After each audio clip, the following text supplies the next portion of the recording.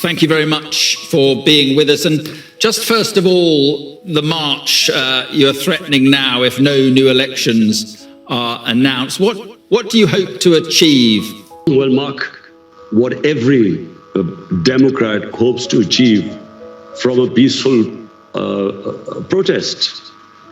What I hope to achieve is to show the whole of the country that the people of this country want one thing: elections. They do not want a foreign imposed government where members of our party were bought by $1 million each, who was offered to them to switch sides, and then the government was removed. And so therefore we feel that rather than someone else imposing a government on our country, let the people of this country decide whoever they want to lead them. But you were toppled, you say, by a Western conspiracy. You called it, I think, US-backed regime change. I mean, it's quite a claim. What evidence do you have? What do you base that claim on? Well, as the Prime Minister, I get a cipher. Cipher is a secret message sent by your ambassadors. They are sent to the Foreign Office. It's like in WikiLeaks. You know, WikiLeaks was when they broke the code, so the secret messages were relayed to the public. So I get a cipher from my ambassador in the US, and it's an official meeting he has with this American undersecretary or whatever, Donald Lu.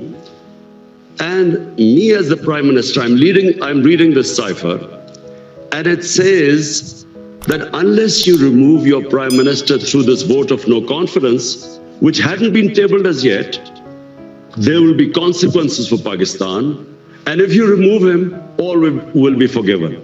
Now this is what me as a Prime Minister reading this cipher. And I am the chief executive. Who was he asking to have me removed?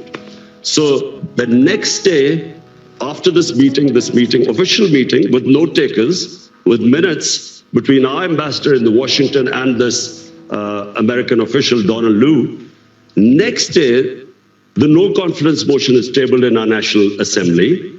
And then members of our party, which I told you were offered these huge sums to switch sides, they start leaving our party. Our allies leave our party. And just to remind you that at this time, in the last 2 years, Pakistan's growth rate was 5.6% last year. This time was 6%. It is one of the highest growth rates in Pakistan's history. Right. Our industry was booming, exports record, remittances record, tax collection record.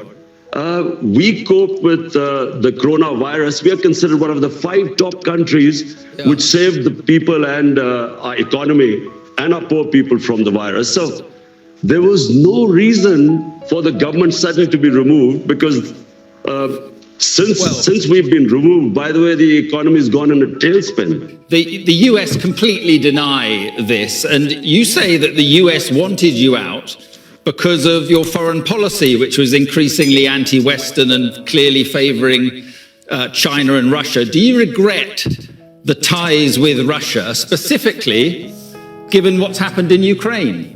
Mark, in that cipher, Donald Lu is asking our ambassador that the Prime Minister Imran Khan was solely responsible for his decision to tour Russia.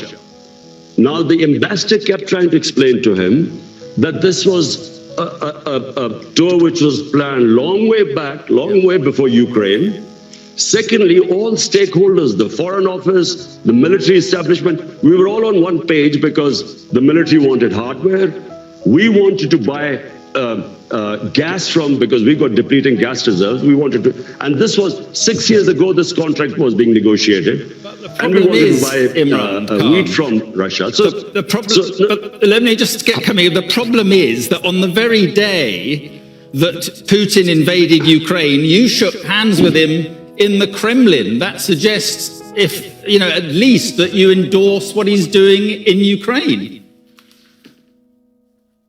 Mark, how the hell was I supposed to know that the day I landed in Moscow, Putin was going to go into Ukraine? But remember, you didn't need to go ahead with the meeting. Even then, from my statement as Moscow was, I have never believed in military solutions. So, never did I endorse that.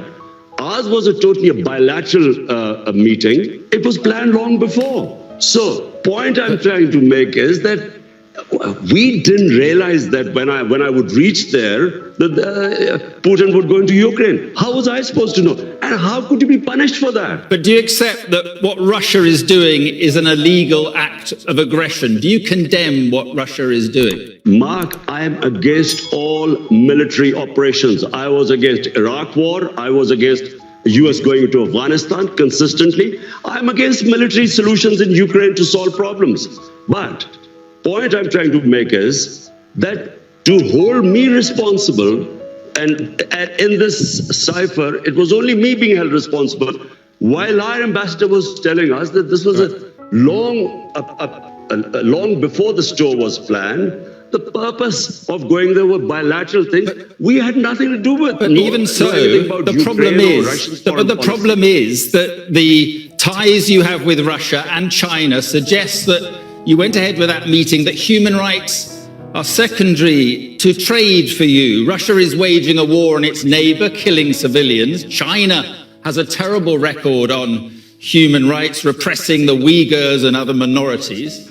Mark, I was elected by 220 million people of Pakistan to serve them. My number one priority is there are 50 million Pakistanis below the poverty line. I was not elected for them to correct all the wrongs that are going on in the world. My responsibility was my country. And so all my relationships, whether it was with China, with the United States, with Russia, were for the benefit of our own people. Listen, in Kashmir, which is a dispute between Pakistan and India, India has violated all United Nations resolutions on Kashmir. They've illegally taken away the right of the Kashmiri people and basically got rid of the statehood. Now, did anyone speak against it? There are atrocities going on in Kashmir. 100,000 people in Kashmir have died. Has anyone condemned India for that? No, because India is an ally. Allow us to be neutral too so that we can look after our own people. What about Afghanistan? Are you pleased to see the Taliban back in control in Afghanistan? Were you pleased to see the West defeated? Mark, Afghanistan there was never going to be a military solution. Anyone who knows the history of Afghanistan, and the British above all, have experienced 3 wars in Afghanistan. The 3 times they've gone into Afghanistan in the 19th century, twice in 19th and once in the 20th century. There was never going to be a military solution. People like us who kept saying that you will not solve Afghanistan problem by bombing them or sending your military, we were called pro-Taliban. People like us were always talking about how would there be people in Afghanistan. For 40 years they've been suffering. Mark, this is not a football match whether you're on one side or the other. When there are problems there, the country that suffers most is Pakistan. Because we already have 3.5 billion Afghan refugees there. But you said the chains of slavery had been broken in the country. When the Americans left and the British, what did you mean by that? That was deliberate. It was deliberately distorted. I was speaking in Urdu. I was talking about getting rid of mental slavery. We still have the colonial education system, which elite is taught in English medium. We had first time in our history had one syllabus for everyone, and I said that mental slavery is far worse than physical slavery. In that context, I refer to Afghanistan, where physical, they're fighting for their freedom. What about the slavery of women? Are you concerned that they seem to be going back on their commitment to allow girls back to school, and they're now insisting women cover their faces? Are you worried at all about what is happening there? Mark, I am not responsible or a spokesman for the Taliban. If there was any other solution, after 20 years of war? Well, there should have been. You should have found some solution. But Pakistan has supported the Taliban. How?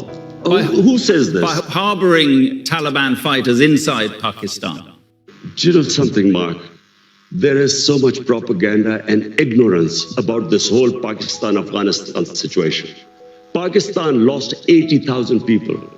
No country which supported the US in the war on terror gives as many sacrifices as we did. The only reason we lost 80,000 people was because we joined the US war on terror. Because the US was trying to find a military solution in Afghanistan where none existed, we were blamed. A country that gives sacrifices, we were blamed for the lack of success in Afghanistan. What is happening in Afghanistan has nothing to do with us. The fact is that a war in Afghanistan meant 5 million refugees at the beginning in the 80s. We have 3.5 million refugees. We had what were the Pakistan Taliban who were fighting against our state. We still have terrorism as a result of participating in the US war.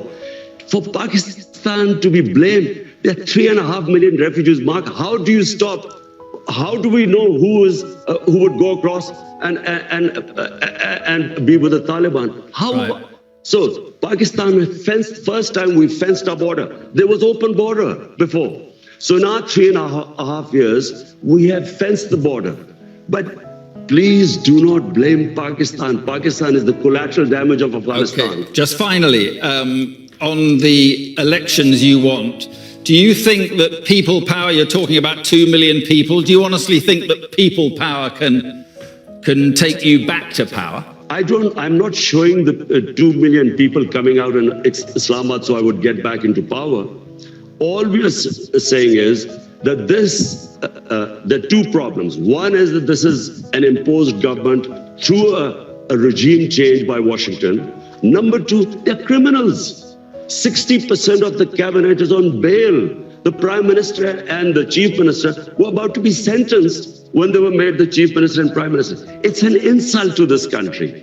All we are doing is peaceful protest. Okay. We feel, let the people of Pakistan decide who they want to elect. Let's not have an imposed government from outside. Okay. Well, as I say, the Americans deny that. But listen, Imran Khan, thank you very much for being with us this evening. Thank you. Thank you, Mark.